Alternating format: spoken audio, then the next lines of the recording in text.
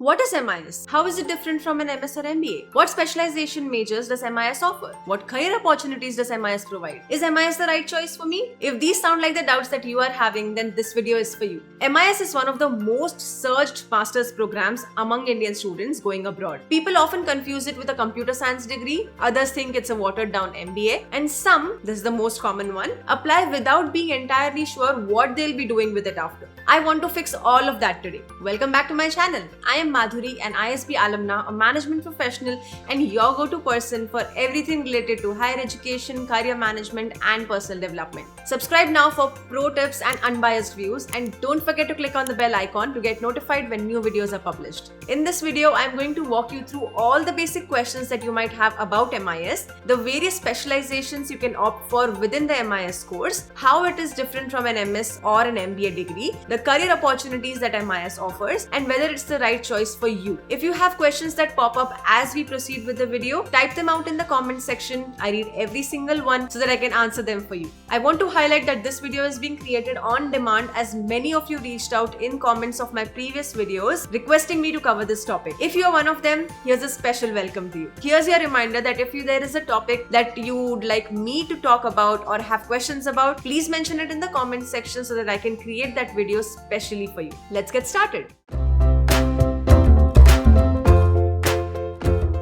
MIS is short for Management Information Systems and is exactly what it stands for: managing information through systems. It's a degree that sits right at the intersection of business and technology. It's neither purely technical like computer science nor purely management like an MBA. MIS is specifically designed for people who want to bridge those two worlds. Here's the simplest way I describe it to my mentees. A computer scientist builds the technology. An MBA grad decides the business strategy. An MIS graduate figures out how to make the technology serve the strategy and how to manage the people, processes, and systems in between. The degree typically runs for 1.5 to 2 years. It's offered primarily as an MS degree and has different names depending on the university: Master of Science in Management Information Systems or MMIS, Master of Information Systems Management or MISM, or Master of Science in Information Systems MSIS. And because it includes technology and science, it falls under the STEM category of courses, offering equal flexibility with job and visa opportunities once you graduate. Then how is MIS different from an MS or an MBA? An MS in computer science, data science, software engineering is technical first. The curriculum goes deep into algorithms, programming, mathematical foundations, and in many cases research.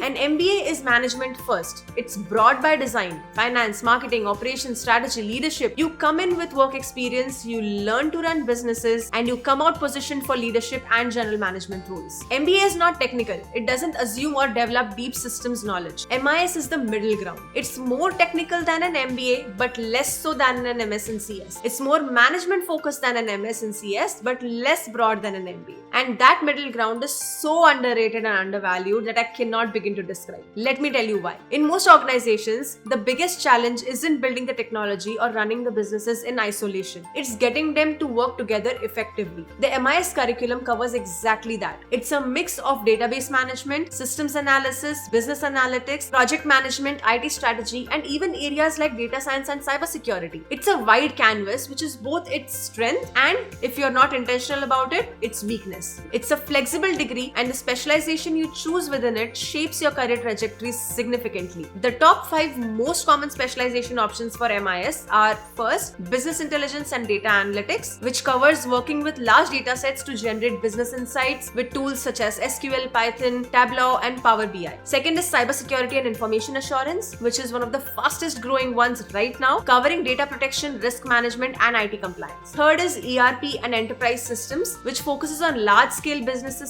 systems like SAP and Salesforce. These are particularly relevant if you are targeting roles in consulting or operations. Fourth is IT project management, which develops the skills to plan, lead, and deliver technology projects across organizations. And fifth is digital transformation and IT strategy, which is the most senior-facing track covering how organizations leverage technology to change how they operate and compete in today's day and age. But how will you know which specialization is right for you? Here's my approach that I offer in my one-on-one mentoring sessions. Before you finalize a specialization, look up to 3 to 5 job descriptions for roles that you want to be in after your graduation and see which skills appear in those job descriptions the most. That's your specialization. But simply finalizing a specialization is not enough. Nailing down the right university is equally important. Some of the most well-regarded MIS courses in the US include Carnegie Mellon's Heinz College, University of Texas Austin's McCombs School of Business, Arizona State University's W.P. Carey School, University of Maryland's Smith School, Purdue University's Krannert School, and Indiana University's Kelley School of Business. These are programs with strong placement records, good industry connections, and well-structured curriculum. This matters because when you're choosing a program, look at placement stats and recruiter relationships, not just their rankings. In today's day and age, data or information is one of the biggest assets that companies have. Managing that data, like storing and making sense of the information you have to grow your company, serve customers in a way that they expect, and using that data in the right manner is one of the